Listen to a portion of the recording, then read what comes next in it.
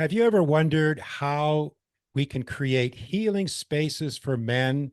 Have you wondered why is that important and how to go about it? Well, if that's of interest to you, I invite you to watch this video because I have David Hailey with me with Truth is One Interfaith Church here in Western North Carolina. And that's exactly what we're going to talk about today. This is Eddie with A Mindful Emergence, where Margaret and I offer mindfulness, movement, and breathing practices for you for your healing and spiritual transformation. We're in the waking up business, and most of our work is with plant medicine. So today I have David Hailey with me. Welcome, David. Thank you, Eddie. It's good So to be glad here. that you're here.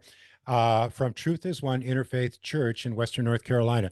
David has had a lifelong affinity to connect with Mother Nature in an intimate way and is passionate about helping others do the same, to understand her essence and learn to live harmoniously with her. He has completed numerous trainings and initiations and facilitates fasts, vision quests, and rites of passage, including Sweat Lodge, vision quests, chanupa, tobacco prayers. Did I say that right? Chanupa, tobacco prayers, and many other rituals. Obviously, I haven't done one of those. His training has combined indigenous practices and rites of passage initiations from various lineages across continents. David specializes in his work with men, veterans, and individuals who are serving in active duty in the military.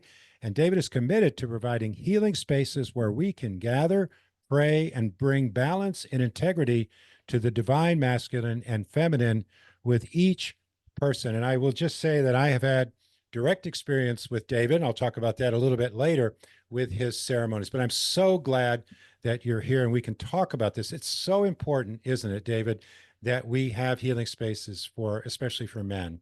Yeah. How did you get interested in this? What brought you here? Yeah, well, thanks, Eddie. It's been a lifelong endeavor of mine. I think that I had a deep recognition in my, uh, I would say, late 20s and early 30s, that I needed some way of initiating myself into manhood that hadn't been received. Um, I had a deep sense of that, and I don't really know why. I had a lot of really challenging, traumatic things happen in my early 20s, and was kind of shouldering the weight of all of those things.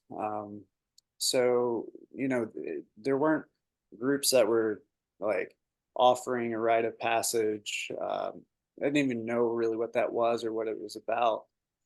Um, but I did set out in 2015 to hike the Appalachian Trail, trying to initiate myself. And to some degree, that was a huge help. It was certainly a spiritual journey.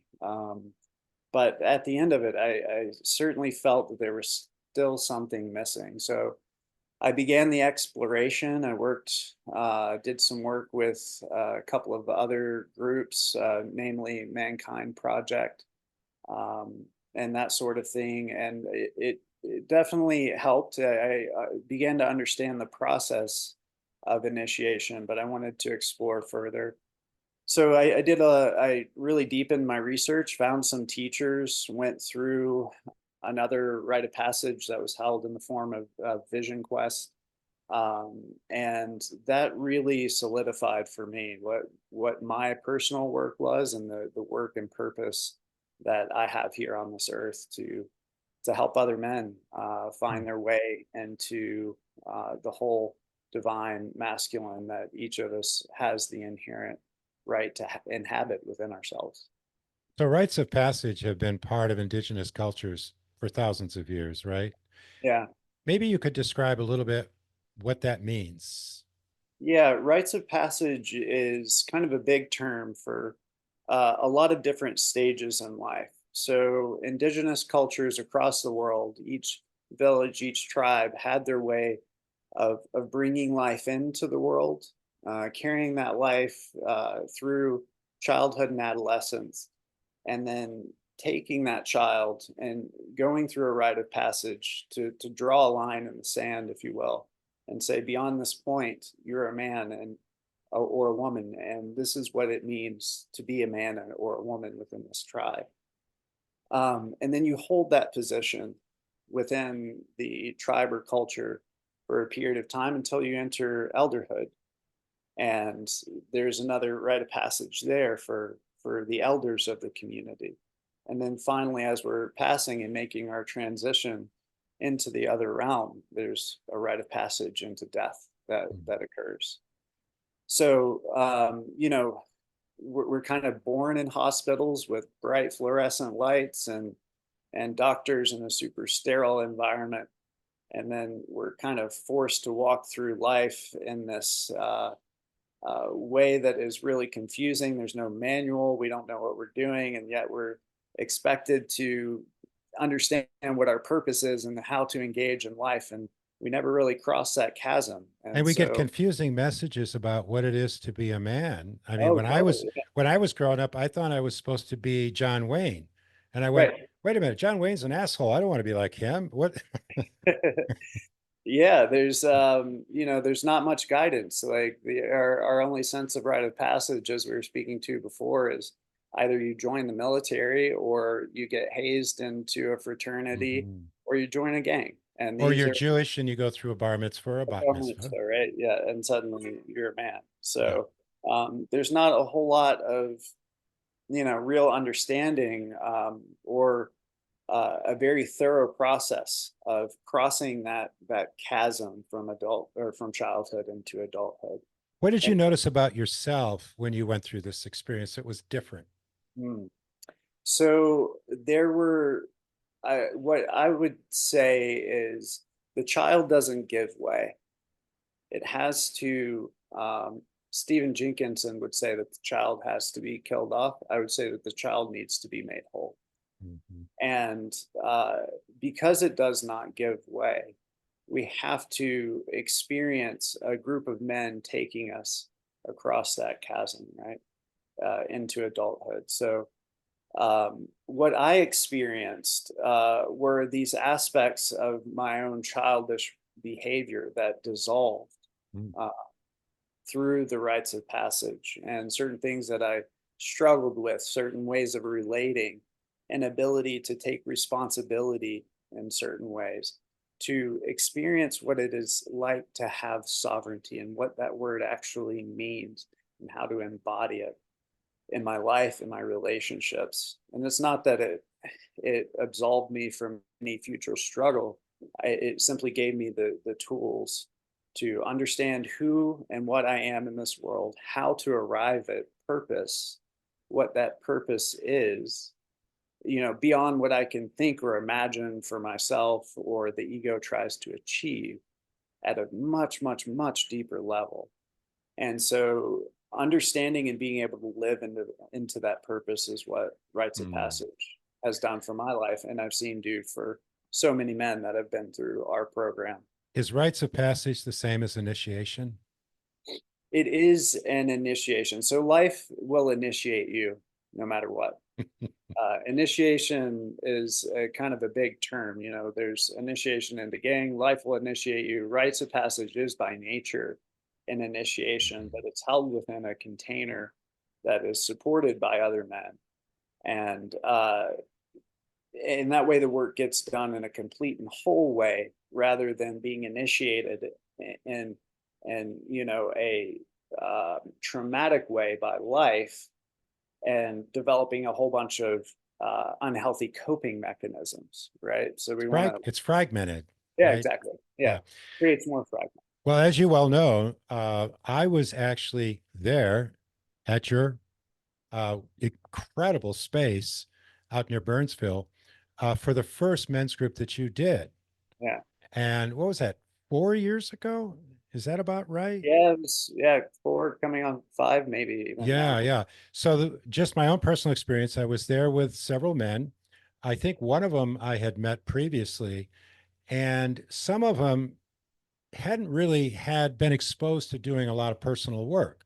So for them, stepping into that circle was a was very risky. And what I saw, what I experienced from others was seeing these men be able to open up in ways they never would have opened up in any other setting as I perceived it. It was really beautiful, and guys becoming vulnerable, Mhm. and when I grew up, being vulnerable, I interpreted that as death, you Sure. know? Yeah. So it was beautiful. And then for myself, I was treated like an elder. I don't know if you remember that, but Absolutely. I'm an older guy and I just felt so honored. And I thought, really? But I'm an elder. And, I'm not going to put that on my hat or anything, but it just felt so good to be honored for someone who's been on this earth for a while. Yeah, and having the experience that you have. And this is another thing that we're, trying to take back the word elderhood, right?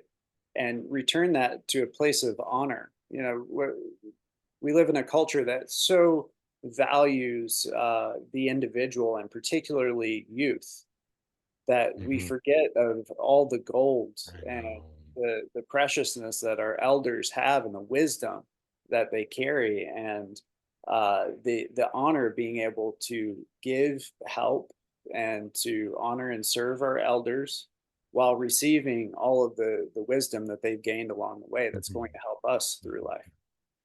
So plant medicine can be, sometimes is part of the experience. Mhm. Say more about that. Yeah, so in order to access what I would consider the deeper parts of the psyche and the soul, um,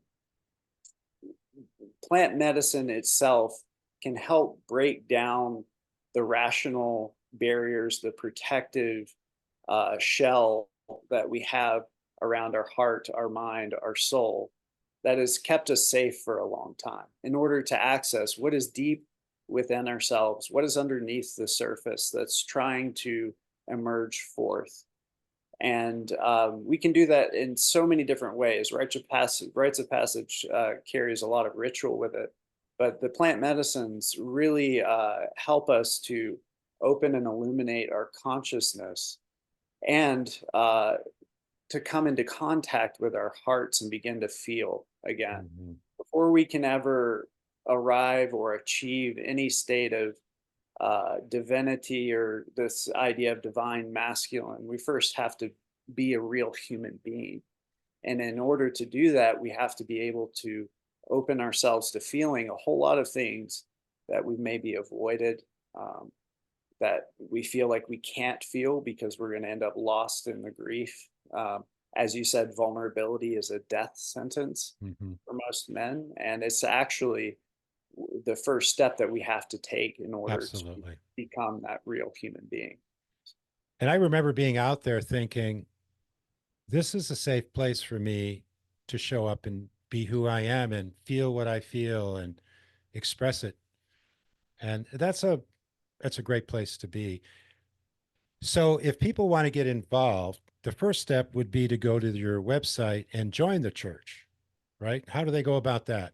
Yeah, so if you go to truthisone.net, there is a join us button.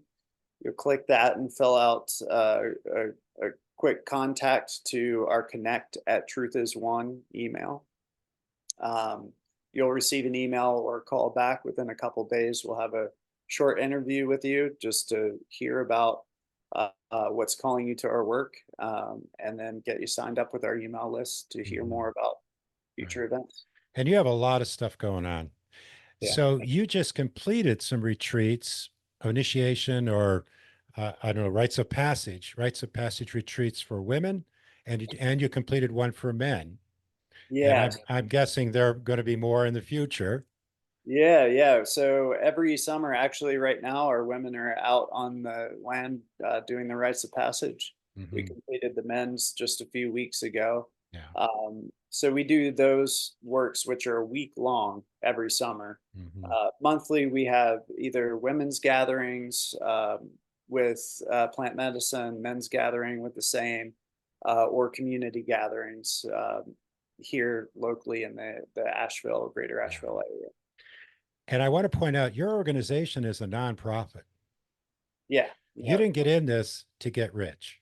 No, yeah, we're an officially registered nonprofit.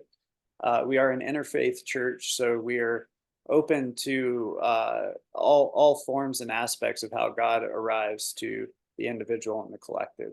Mhm. All right. So, what else is important for people to know about rites of passage, initiation, men's group? And if you want to say something about veterans, please bring Yeah, that in as well. sure. So we do serve the veterans population as well. Active duty and veterans are welcome in our space. From time to time, we're holding veterans only ceremonies. And I would say, I feel that it's fairly ubiquitous that we can't escape that there are stages of life that we all pass through and we all need support. And particularly for men, creating a safe space where men can be open to exploring, doing the depth of exploration internally and sitting in a group of men where they actually feel safe for once in life is really important. So Yeah. if any or all of this feels important to those that are listening, please feel Yeah. free to reach out.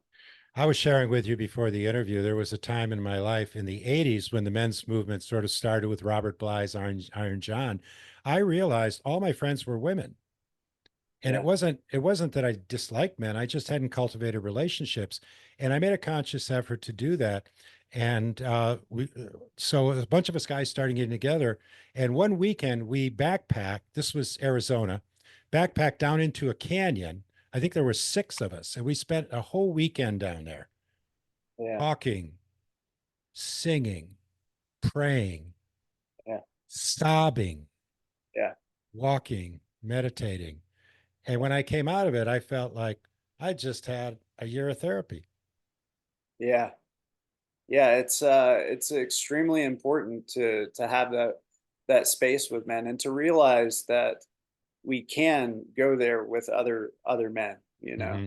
It's a totally different thing to walk through life feeling as though you have to protect yourself continually, particularly from other men, and to arrive in a place where you can be open and share what's at the core of your being, knowing that you're going to be held in safety, and to have that openness with others is extremely important. So well put, David. Well, David, David Hailey, I so appreciate you joining us and sharing this. And it's so important, this work. I mean, we're in such difficult times right now. Yeah, Yeah, I mean, it's hard to turn a TV on or go anywhere and not see some kind of acts of aggression between men being displayed. It yeah, seems like the mentality of revenge and all this kind of stuff. And to come together as men and be vulnerable and understand there's a different way to step into manhood yeah. than picking a fight with somebody. Yeah, there's another way of being, that doesn't it doesn't require us to sacrifice anything about what it means to be a man, to be direct, to have that energy, the power within our bodies, our minds, and our souls. We don't have to sacrifice that. We don't have to become women in order to be men or to act in a way that is whole and responsible and with compassion and that has empathy embedded in all that we do. Mhm. It's totally possible to still hold this masculine energy without having to come into violent conflict with others all of the time Yeah. or within ourselves. Yeah, So everything that David shared, the bio, his bio description of the website link, all that stuff's going to be in the description, and I'm also going to include a video that I did with Alana, his partner, his wife. That this also talks a little bit about some of the work being done at Truth is One Interfaith Church. So I encourage you to watch that as well. And thank all of you who are watching this. Feel free to leave comments. Give us a thumbs up if you like the video. Subscribe if you're interested in this kind of content. And thanks for watching. And thank you, David, for joining us. and thank you, Eddie. I really appreciate what you and Margaret are doing. It's Yeah. fantastic work. Yeah, Well, we need it. yeah, We need absolutely. it. All right. Yeah, thank you so much.